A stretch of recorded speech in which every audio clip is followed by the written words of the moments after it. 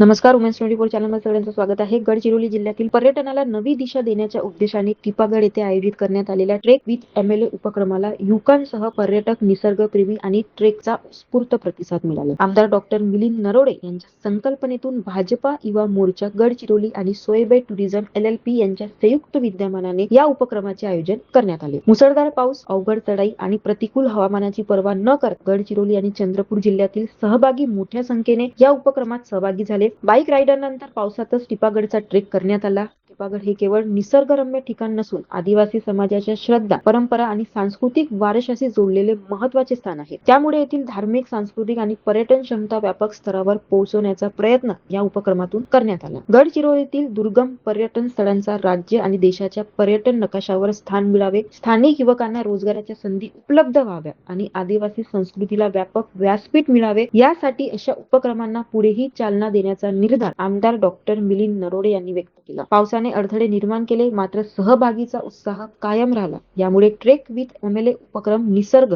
साहस आणि पर्यटनाचा अविस्मरणीय अनुभव ठरला. प्रतिनिधी उज्ज्वल देवनासोबत बघत रहा उमेश 24 चॅनल. धन्यवाद.